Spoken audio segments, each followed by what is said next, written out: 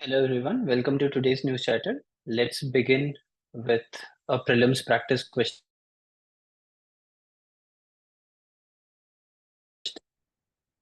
to answer because you might not have read the topic clearly.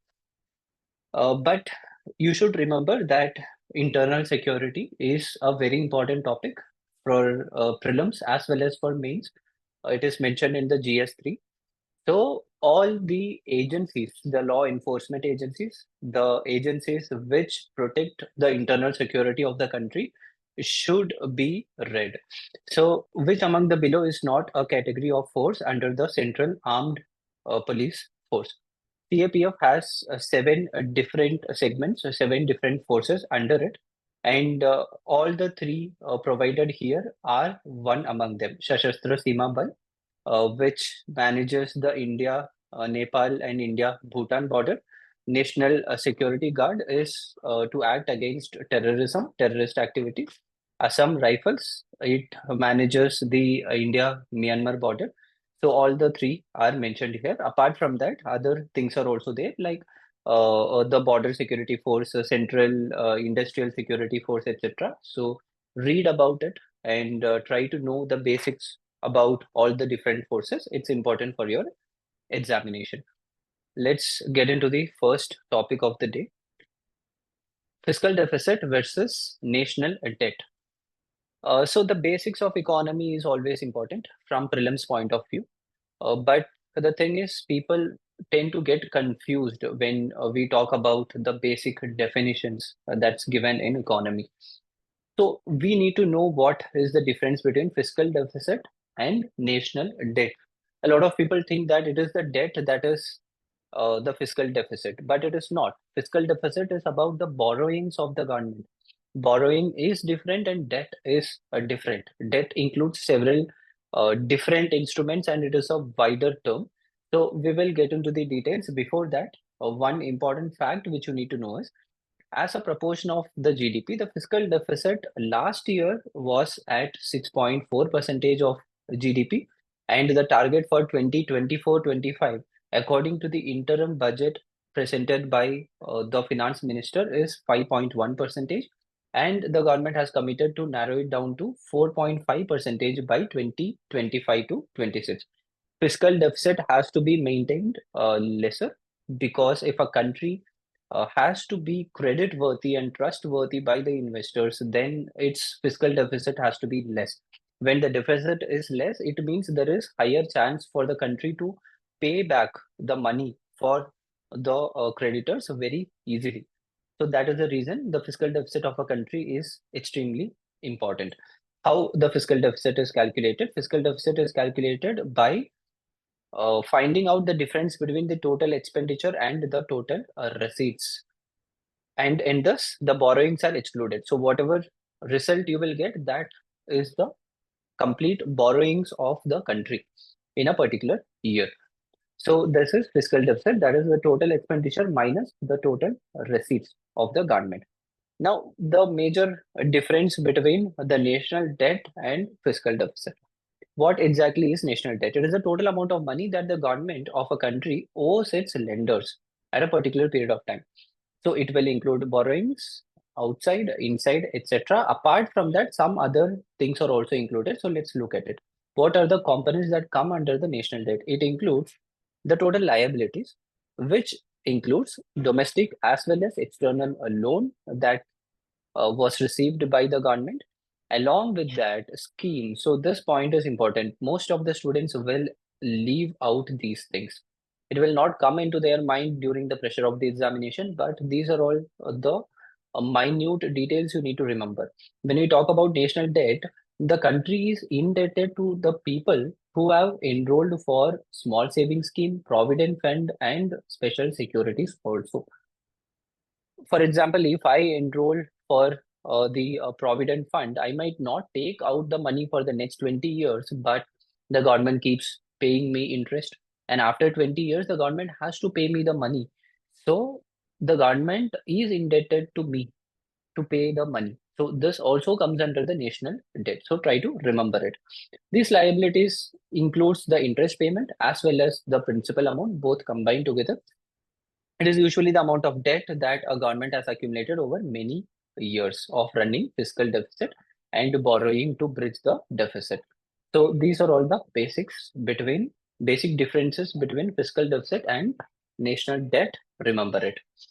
Kutanad wetland system was in news, and it has been in news regularly in the past few years, especially because of the agricultural system they have been managing from since long time, from the medieval times they have been doing it, and because of the increase in climate related problems, including global warming, and due to the problems such as the seawater intrusion into the delta region, etc. We should study such systems so that in future, if the seawater intrusion happens into other delta regions of the country, we can implement such systems there. So it is one method of sustainable agriculture. So we need to know about it. First thing, where is the Kutanad wetland system located? It is located in Kerala. It is part of Vemanad wetland system. Vemanad wetland system is the bigger system, and Kutanad is one small region in that. It is famous for cultivating paddy below the sea level. This point should be noted down. Paddy is being cultivated, the agriculture is going on below the sea level. So how do they do it? They drain the water from the delta swamps in brackish waters. They drain the water from the delta swamps, which are actually brackish. Brackish means a combination of seawater and the fresh water. So they take these water and then they do the agriculture there. The farming system is declared as globally important agricultural heritage system. Who announced it? The Food and Agricultural Organization of the United Nations has announced it. It is the only system in India that practices rice cultivation below sea level. So such points should be noted down so that in mains, if they ask such questions, you can answer it easily. GI products, specific wetlands, specific national parks, wildlife sanctuaries are asked in the examination these days, so you need to know about them. It is the only place in India where rice cultivation is happening below sea level. The farmers have been doing it for the past 150 years, so we need to know about it. They made this system unique as it contributes remarkably for conservation of biodiversity. How does it conserve biodiversity? That particular region is brackish in nature, so if you have to conserve the biodiversity and do agriculture, that means you should not change the land mass. You should not change the nature of water. You should not change the nature of the soil which is present there. So the farmers have followed all the guidelines. They did not make any changes to the local ecosystem. They have just taken the water that is available. They are doing the agriculture in the lake or wetland regions that is available. They did not make any additions. They did not remove anything out of it. So this is a sustainable agricultural method which you can use as a case study in your mains answer also. Gross NPAs in Indian banking system. There was a news in Hindu Today in which it was mentioned that the India's total, that is the gross non-performing asset that is in the banking system is going to decline to 2.1 percentage by the end of financial year 25. It was more than 5 percentage at some point, and then 3.8 percentage, 3 percentage now. They have told that it is going to be just 2.1 percentage. This shows that the the gross non-performing asset, which was a very big issue 5 6 years back, is almost going to end now. We have overcome it. So what measures we have taken, that we will see in the next slide. Before that, what exactly is gross NPA? We need to know about it, which is important for prelims examination. So the RBI classifies assets as non-performing asset based on the time period. So how does it? How does they do it? The debt is classified as non-performing when the loan payment has not been made for a period of 90 days. If I have got a loan from a bank and if I have not repaid the principal, or if I have not even deposited the interest or the EMI for 90 days, for 3 months continuously, it is considered to be non-performing asset. For agricultural loan, if a person has not paid for two consecutive seasons, if it is a kharif or rabi crop, it is considered to be a non-performing asset. If it is for if a person has got a loan to cultivate a crop which is an annual crop which will go on for an entire year, in such cases, the if the payment has not been done for 1 year, then it is considered to be NPA. So for biannual crops, it is two crop season. For annual crops, it is one crop season. For general loans, it is 90 days, that is 3 months. So based on the time period of uh, not able to repay the loan, we have classified it into three different categories. First, we will classify a loan into NPA if we have not received any payment from the debtor for 3 months. And after that, we will have three different kind of classification. One is substandard asset when the NPA is not paid for 12 months. Doubtful asset when it exceeds 12 months. Loss asset when the bank comes to a conclusion that it is impossible to get back the loan from this person. Then it is considered as loss asset. So it has to be declared by the bank. What laws we have to tackle the NPA issue? So this is more important from mains point of view. NPA is a hot topic always, and it is a very important topic because non-performing assets affect the strength of the economy to a greater extent. So we need to know about it. Three important laws. First one, the Recovery of Debts due to Banks and Financial Institutions Act. Recovery of Debt that is due to Banks and Financial Institutions Act. It is this act which created the Debt Recovery Tribunal and Debt Recovery Appellate Tribunal. So whenever non-performing asset related issue is there, the banks can directly go to Debt Recovery Tribunal and they can recover it. The tribunal will give the decision as soon as possible. Then we have the securitization and reconstruction, one of the most important acts related to banking. Securitization, that is the Surface Act of 2002. Securitization and reconstruction of financial assets and enforcement of Security Interest Act. You don't have to mention the full form in mains examination. You can just mention Surface Act 2002. In this act, they have told that if a person is not able to repay the loan, whatever security or collateral he has, the bank can take it over so that they can get something out of it.